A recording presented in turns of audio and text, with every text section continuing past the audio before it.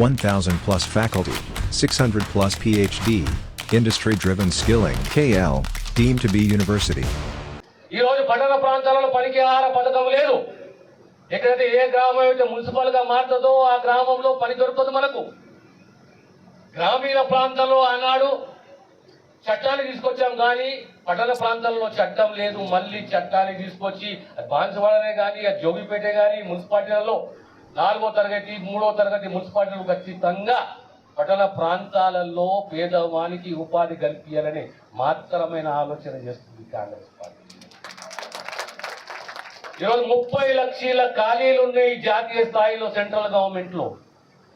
భర్తీలు లేవు. Job calendar announce చేసి ఆ 30 లక్షల భర్తీలు చేయాలని ఒక యువతన కాంగ్రెస్. ఇలా ఒక్కొక్క అంశం నిన్న రాహుల్ గాంధీ గారు చెప్పారు.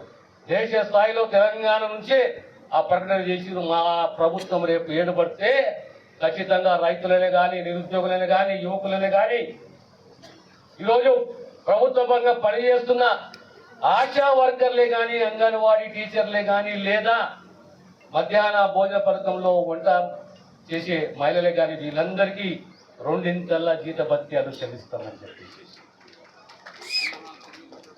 ఇంతకుముందు పెద్దలు చెప్తుండే మా హాస్పిటల్ పరిస్థితి చాలా దీనంగా ఉన్నది అని చెప్పేసి అనే వరకు మీద రియాక్షన్ స్పందన చూసి అందరూ లేచి అవును సార్ అని చెప్పి ఈరోజు ప్రభుత్వం అనేది కాంగ్రెస్ ప్రభుత్వం, అందులో కూడా ఆ శాఖ మన దగ్గరనే ఉన్నది. కనుక మీ మనసులో ఏ కోరిక ఉన్నదో ఆ ప్రక్షాళన చేయాలి, న్యాయం చేయాలి. ఎవరికైతే అర్హత ఉన్నదో వాళ్ళకు అవకాశాలు, ఉద్యోగ అవకాశాలు కల్పించాలి.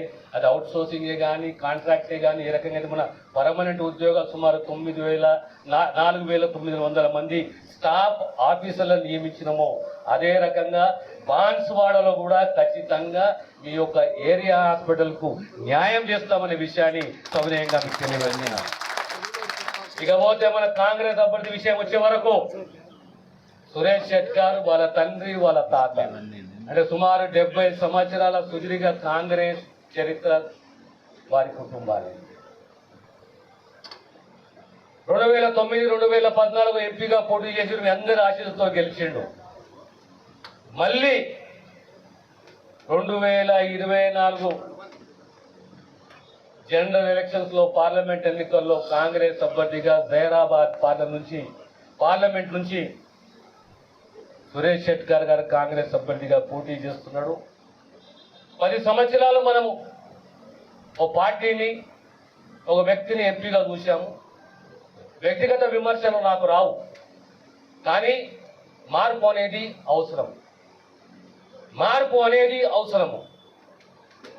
నియంతృత్వం మనకు అవసరం లేదు. లేదా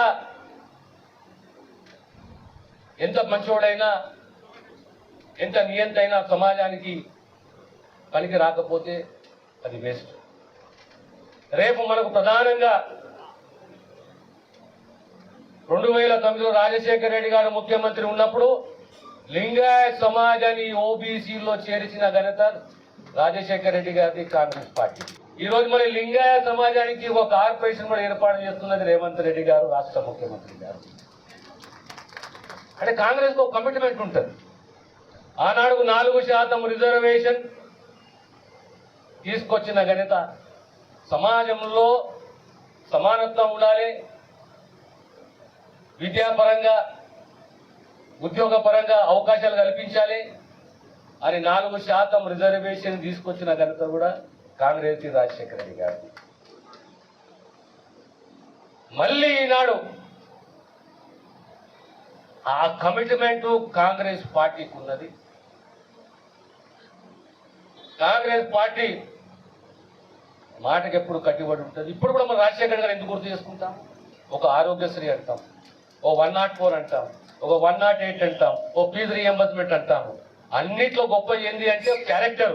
మాటిస్తే మాట నిలబెట్టుకునే సత్తా, ధైర్యము ఓ రాజశేఖర రెడ్డి గారు. ఎప్పుడైనా పిచ్చిమిట్టి అసంస్కృతిక భాషలు మాట్లాడకపోతున్నాయి. ధైర్యము, స్థైర్యము, మాట, నిబద్ధత దార్శనికత్వం ఉన్న మహానాయకుడు అంటే రాజశేఖర రెడ్డి గారు. కానీ ఈనాడు మనం 10 సంవత్సరాల ముఖ్యమంత్రిని చూసినాం. నోరెప్పితే అబద్ధాలు, బూతులు, అబద్ధాలు, మోసము, 7 లక్షల కోట్ల రూపాయల అప్పు, కుటుంబ పాలన, ఇవన్నీ గమనించుకుంటూ వచ్చినాం కనుక ఈనాడు మళ్ళీ కాంగ్రెస్కు మీరందరూ, ప్రతి కాంగ్రెస్ కార్యకర్త రేపు పొద్దున మళ్ళీ ఎన్నికల తర్వాత 15 రోజులకో 20 రోజులకో లోకల్ బాడీ ఎన్నికలు రాబోతున్నాయి, స్థానిక సంస్థ ఎన్నికలు రాబోతున్నాయి. సర్పంచే కానీ, ఎంపీటీసీ కానీ, జడ్పీటీసీ కానీ, జిల్లా పరిషత్ చైర్మనే కానీ, టీసీఎంఎస్ కానీ ప్రతి ఒక్క ఎన్నిక రాబోతుంది. ఎన్నికల తరువాత ప్రతి కాంగ్రెస్ కార్యకర్త, జెండా మోస్తున్న ప్రతి కాంగ్రెస్ కార్యకర్త గెలవాలి, పదవులు అనుభవించాలి. అది ఆకాంక్ష కాంగ్రెస్ నాయకత్వానికి. అన్నిట్లో ముఖ్యంగా కోరేది సమాజం ఏంటి అంటే స్వేచ్ఛ. ఆ స్వేచ్ఛను కాపాడేది ఎవరు అంటే రాజ్యాంగం. ఆ రాజ్యాంగాన్ని కాపాడుకునే బాధ్యత మనది. అన్నిట్లో మొదటి హక్కు ఏంటి అంటే స్వేచ్ఛ, రెండో హక్కు ఏంటి అంటే ఓటు. ప్రజాస్వామ్య పద్ధతిలో ప్రతి 5 సంవత్సరాల ఒక్కసారి మనం ఓటేస్తాం. ఓటేక ముందు ఒక్కసారి మనం ఆలోచన చేయాలి. ఈ ఓటు అనేది నాకు సంబంధించింది, నా కుటుంబానికి సంబంధించింది, నా గ్రామానికి సంబంధించి రాబోయే 5 సంవత్సరాలు నా భవిష్యత్తుకు సంబంధించిందని ఒక్కసారి మనం ఆలోచన చేయాలి. నా పిల్లల భవిష్యత్తు, నా తల్లిదండ్రి ఆరోగ్యము, నా పిల్లల భవిష్యత్తు, విద్య, వైద్యము, నా కుటుంబ భవిష్యత్తు అనేది ఆలోచన చేసి మనం ఓటేయాలి. ఈరోజు 10 సంవత్సరాలు మనం టీఆర్ఎస్ పాలన చూసినాం, కుటుంబ పాలన చూసినాం. జాతీయ స్థాయిలో మళ్ళీ 10 సంవత్సరాలు బీజేపీ పాలన చూసినాము, మోడీ గారి పాలన చూస్తున్నాం. ఏదో ఒక్క జాగలో మన మనసుతో అనిపిస్తుంది మార్పు కావాలి, ఖచ్చితంగా మార్పు కావాలి. ఓపిక పడుతుంది, కానీ ఎప్పుడైతే తిరుగుబాటు వస్తుందో వాడు ఎంత పెద్దోడు కానీ కాల రాస్తుంది ఆ చరిత్ర తెలంగాణ సమాజాన్ని. ఆనాడు నిజాం పాలనే కానీ 69 తెలంగాణ ఉద్యమమే కానీ తెలంగాణ రాష్ట్రం వచ్చిన తర్వాత కేసీఆర్ కుటుంబ పాలనని కానీ భరించినాము. సహనంతో, ఓపికతోటి, ధర్మంతో. ఆ సమయం వచ్చినప్పుడు తిరగబడ్డం, ప్రజాస్వామ్య పద్ధతిలో మౌనంగా తిరగబడ్డము. ఆ కుటుంబానికి ఆ నియంత్రణకు చూపెట్టాము. ఇది మా బలము, ఇది మా సత్తా అని చెప్పి. ఇది తెలంగాణ సమాజం యొక్క గొప్పతనం. ముందుకున్న పార్టీ, స్వాతంత్ర ఉద్యమంలో ముందుకున్న పార్టీ కాంగ్రెస్ పార్టీకి ఉన్న దేశభక్తి ఏ పార్టీకి లేదు. కానీ ఈరోజు మళ్ళీ మనం మళ్ళీ ప్రపంచానికే కానీ, ప్రజలకే కానీ, దేశానికే కానీ, మన సమాజానికే కానీ మనం చెప్పుకోవాల్సి వచ్చింది కాంగ్రెస్ చరిత్ర ఇది అని చెప్పేసి. నిన్న రాహుల్ గాంధీ గారు వచ్చారు. మన డిసెంబర్ ఎన్నికలు జరిగినాయి, 4 నెలలు కాలేదు, 4 నెలలు కాబోతున్నాయి. ఆనాడు మాట ఇచ్చిన 6 గ్యారెంటీలు అని చెప్పి 4 గ్యారెంటీలు సంపూర్ణంగా ఇది అందించిన ఇంకా 2 గ్యారెంటీలు ఉన్నాయి. అవి కూడా ఖచ్చితంగా నిలబెట్టుకోవాలి, మేము నిలబెట్టుకుంటాము. ఆ సత్తా, ఆ ధైర్యం, ఆ నిబద్ధత కాంగ్రెస్ ప్రభుత్వానికి రేవంత్ రెడ్డి గారికి ఉన్నది. ఈరోజు జాతీయ స్థాయిలో మళ్ళీ అద్భుతంగా 5 గ్యారెంటీలు దేశానికి ఇవ్వబోతున్నది కాంగ్రెస్ పార్టీ. ప్రధానంగా వ్యవసాయ రంగానికి సంబంధించి కనీసం మద్దతు ధర గత 60 ఏళ్లుగా కలగంటున్నాము. దానికి చట్టబద్ధత ఇవ్వబోతున్నది కాంగ్రెస్. స్వామినాథన్ కమిషన్ సిఫారసుని అమలు చేయబోతున్నది కాంగ్రెస్. నాకు 30 ఏళ్ల స్నేహితుడు సురేష్ శెట్కర్, 30 ఏళ్ల స్నేహితుడు. నేను 62 ఏళ్ళు కాంగ్రెస్ పార్టీలో నా కుటుంబం. వేదికలు అలంకరించిన కాంగ్రెస్ నిష్ణాతులు, పెద్దలు, నా అక్కలు, కాంగ్రెస్ కార్యకర్తలు, పాత్రికేయ మిత్రులారా, ప్రత్యేకంగా బాన్స్వాడకు సంబంధించిన ప్రతి ఒక్క కాంగ్రెస్ కార్యకర్త కడుపులో శిరసు వంచి నమస్కరించాలి. ఎందుకంటే 40 ఏళ్ల నుంచి కూడా ఒక్కసారి గెలిచి దుర్మార్గమైన వ్యవస్థలో నియంతృత్వాన్ని ఎదుర్కొంటూ సహనంతో, ఓపికతోటి కాంగ్రెస్ కాపాడుకోవస్తున్న ఈ కార్యకర్తలందరికీ శిరసు వంచి నమస్కరిస్తున్నాను. నేను కార్యకర్త లేని పార్టీ లేదు, కార్యకర్త లేని నాయకుడు లేదు, కార్యకర్త లేని రాజకీయం లేదు. ఈనాడు మేము ఈ స్థాయికి ఎదిగినాము, వచ్చినాము, ఉన్నాము, నిలదొక్కున్నాము, ఓడినా గెలిచినానంటే దాని వెనుక బలము స్ఫూర్తి ఎవరు అంటే కాంగ్రెస్ కార్యకర్త.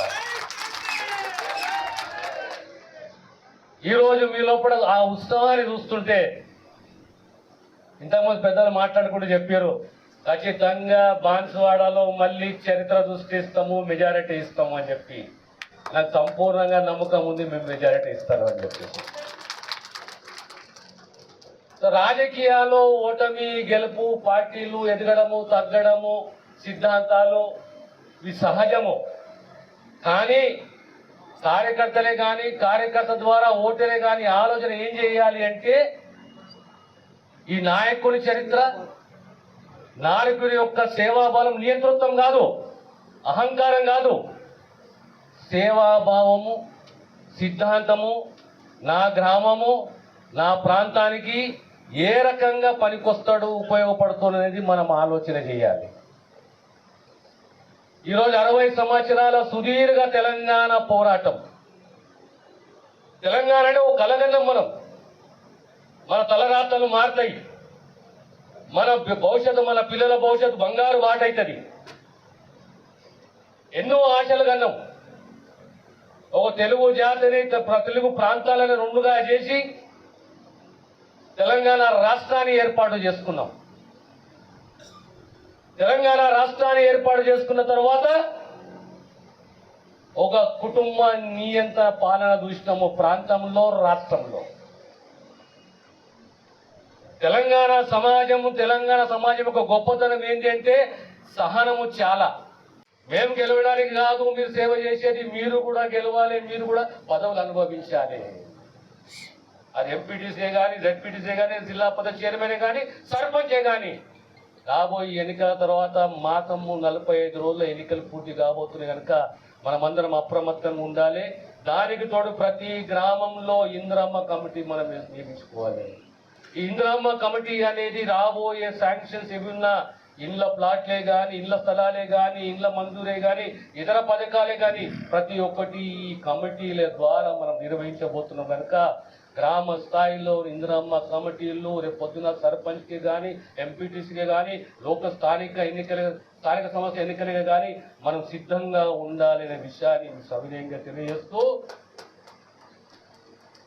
60 సంవత్సరాలు ఒకెత్తు అయితే 10 సంవత్సరాలు ఒకెత్తు. ఆ 10 సంవత్సరాల నియంతృత్వం ఒకెత్తు.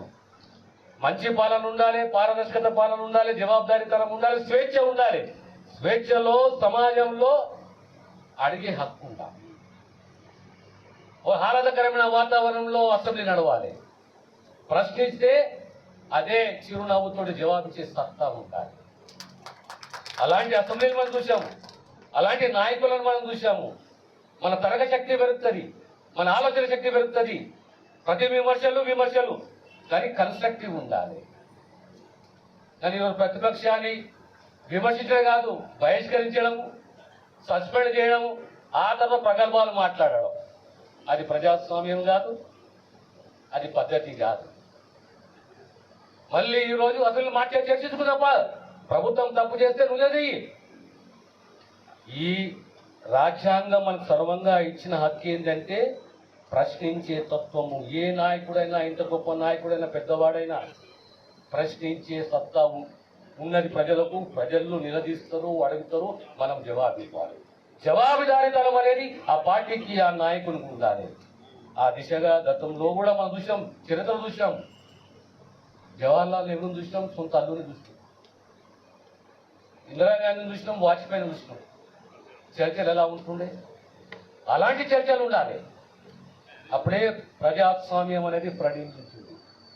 మీ అందరితో కోరేది ఒకటి, ప్రజాస్వామ్యాన్ని కాపాడుకోవాలి, స్వేచ్ఛని కాపాడుకోవాలి, భవిష్యత్తుని కాపాడుకోవాలి. రాబోయే 5 సంవత్సరాలు 10 సంవత్సరాలు నా కుటుంబం, నేను ఈ ఓటు హక్కు బాబాసాహెబ్ అంబేద్కర్ మాకు ఇచ్చిన ఓటు హక్కుని ఏ రకంగా మనం సద్వినియోగించుకోవాలని ఆలోచన చేసి ముందుకు పోవాల్సిందిగా, కాంగ్రెస్ పార్టీ అభ్యర్థి సురేష్ శెట్టి గారిని గెలిపించవలసిందిగా సంపూర్ణంగా నా మిత్రుడు రవీందర్ రెడ్డికి సహకరించవలసిందిగా కోరుతూ సెలవు తీసుకుంటాను.